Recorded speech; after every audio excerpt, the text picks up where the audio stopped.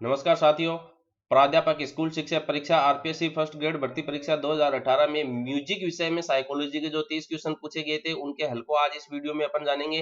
Video को अपने दोस्तों में शेयर जरूर करें, क्योंकि ये जो वीडियो बनाए जा रहे हैं वह आपके प्रथम श्रेणी व्याख्याता भर्ती परीक्षा के साइकोलॉजी विषय में इन प्रश्नों के अभ्यास के लिए बहुत ही महत्वपूर्ण साबित होंगे।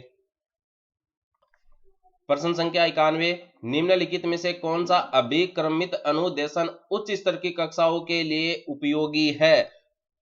रेखीय अभिक्रमित अनुदेशन, शाखीय अभिक्रमित अनुदेशन। तो इसमें ऑप्शन नंबर 2 शाखीय अभिक्रमित अनुदेशन सही है। 92, निम्नलिखित में से क्या थर्स्टन के समूह तत्व सिद्धांत का एक तत्व नहीं है? तो प्रतीकात्मक योग्यता जो है थर्स्टन के समूह तत्व सिद्धांत का एक तत्व नहीं है, बाकी इसके तत्व है। वीडियो को पॉज करके आप अपने हिसाब से प्रश्नों को पढ़ के, सभी ऑप्शन को पढ़ के इनके हल को देख सकते हैं। 93, निम्नलिखित में से क्या एक सृजनात्मकता का तत्व नहीं है?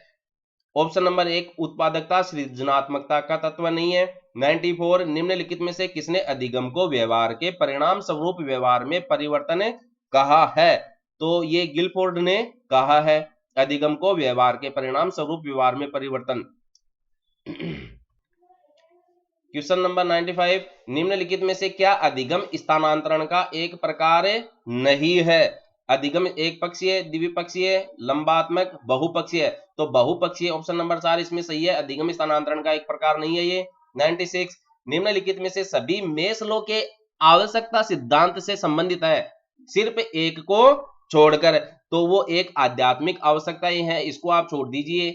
ऑप्शन नंबर 1 सही है। 97, रक्षात्मक युक्तियों का प्रयोग सामान्यतः एक व्यक्ति ब्लैंक है मन से करता है, अचेतन मन से या चेतन मन से, या दोनों से, या उपरोक्त में से कोई नहीं। तो रक्षात्मक युक्ति का जो प्रयोग है वह एक व्यक्ति जो है अचेतन मन से करता है। ऑप्शन नंबर 1 इसमें सही है। 98, निम्नलिखित में से कौन सा सिद्धांत सहयोगी अधिगम विधि के विकास में सहायक रहा है? सहयोगी अधिगम विधि के विकास में सहायक रहा है।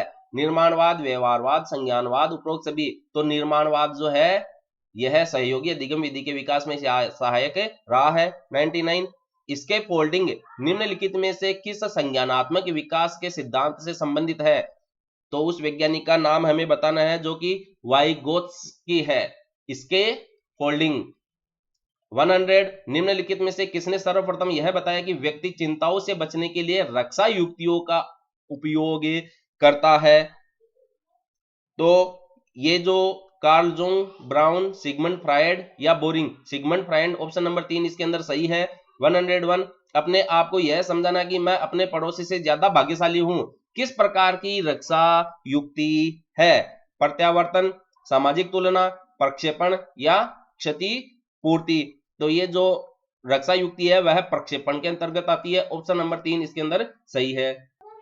102, बालक में वृद्धि एवं विकास का अध्ययन करने के लिए सर्वाधिक उपयुक्त विधि निम्नलिखित में से कौन सी है? तो इसमें जो सर्वाधिक उपयुक्त विधि है वह विकासात्मक विधि है। 103, एक बालक की मानसिक आयु यदि 5 वर्ष तथा वास्तविक आयु 4 वर्ष है तो बालक की बुद्धि लब्धि क्या होगी? तो बालक की बुद्धि लब्धि इसमें 80 हो जाएगी। 104, जीन पियाजे के अनुसार निम्नलिखित में से किस अवस्था में बालक में अमूर्त चिंतन तथा तार्किक योग्यताओं का विकास होता है? संवेदीगामक अवस्था, पूर्व संक्रियात्मक अवस्था, औपचारिक संक्रियात्मक अवस्था, मूर्त संक्रियात्मक अवस्था। तो इसमें औपचारिक संक्रियात्मक अवस्था होती है जिसमें अमूर्त चिंतन तथा तार्किक योग्यताओं का विकास होता है। 105, शोधन निम्नलिखित में से क्या है? जब चेतना के व्यवहार अर्धचेतन में प्रतीत होते हैं, जब व्यक्ति कलात्मक एवं रचनात्मक कार्यों के प्रति अपनी ऊर्जा को निर्देशित करता है, जब व्यक्ति तनाव उत्पन्न करने वाले कारणों को नहीं सोचने का प्रयास करता है, उपरोक्त में से कोई नहीं। तो इसमें ऑप्शन नंबर 2 सही है, जब व्यक्ति कलात्मक एवं रचनात्मक कार्यों के प्रति अपनी ऊर्जा को निर्देशित करता है। 106, बहुबुद्धि सिद्धांत के जनक के रूप में निम्नलिखित में से किसे जाना जाता है? वाइगोत्स्की, गार्डनर, ब्रूनर या पियाजे को। तो इसमें गार्डनर को बहुबुद्धि सिद्धांत के जनक के रूप में जाना जाता है। 107 सामाजिक रचनावाद के जनक के रूप में निम्नलिखित में से किसे जाना जाता है? सामाजिक रचनावाद के जनक पूछ रहा है इसके अंतर्गत। वाइगोत्स्की, ब्रूनर, डीवी या पियाजे। तो वाइगोत्स्की जो है सामाजिक रचनावाद के जनक है। 108 शिक्षण के अग्रिम संगठन प्रतिमान के प्रवर्तक कौन है? गार्डनर, स्किनर, ग्लेसर या आशुबेल। तो इसमें आशुबेल जो है वह शिक्षण के अग्रिम संगठन प्रतिमान के प्रवर्तक है। 109 निम्नलिखित में से कौन सा शिक्षण प्रतिमान सूचना प्रक्रिया शिक्षण प्रतिमान के अंतर्गत सम्मिलित नहीं किया जाता है? शब्दों पर गौर करना है, बहुत अधिक नहीं किया जाता है। तो ज्यूरिस्प्रूडेंशियल प्रतिमान ऑप्शन नंबर 1 इसके अंदर सही है। 110 निम्नलिखित में से कौन सा शिक्षण प्रतिमानों का एक तत्व नहीं है? तो ये क्वेश्चन क्या है, लगभग कई विषयों के प्रश्नों में आया हुआ है। संरचना, सामाजिक प्रणाली, मूल्यांकन प्रणाली, सामवेगिक प्रणाली। तो ऑप्शन नंबर 4 जो है इसके अंदर सही है। यह शिक्षण प्रतिमानों का एक तत्व नहीं है, बाकी ये इसके तत्व है, इसमें लक्ष्य और सम्मिलित हो जाता है।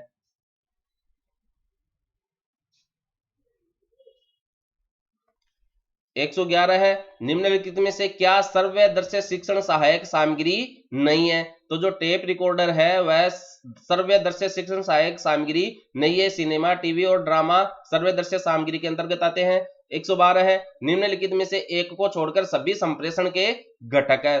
संप्रेषण के घटक है एक को छोड़कर, तो वो मूल्यांकन है, वो संप्रेषण का घटक नहीं है। बाकी संदेश, संप्रेषण का माध्यम और संकेत ये इसके घटक है। 113 है कंप्यूटर सहायक अधिगम निम्नलिखित में से किस प्रकार अधिगमकर्ता के लिए सहायक है? वह अपनी गति तथा आवश्यकता के अनुसार सीखता है, वह कठिन समस्याओं का समाधान करना सीखता है, वह नवीन ज्ञान आसानी से प्राप्त करता है। तो ये तीनों इसके अंदर सही है, यानी कि उपरोक्त सभी ऑप्शन नंबर 4 इसके अंदर सही है। 114 है लिनक्स तथा माइक्रोसॉफ्ट विंडोज निम्न में से किसके उदाहरण है? System software, application software, malware या कंप्यूटिंग। तो ये लिनक्स या माइक्रोसॉफ्ट जो है, लाइनक्स, माइक्रोसॉफ्ट सिस्टम सॉफ्टवेयर के उदाहरण है। 115 है केलर प्लान को निम्न प्रकार से जाना जाता है। केलर प्लान जो है अनुदेशन की व्यक्तिगत प्रणाली है।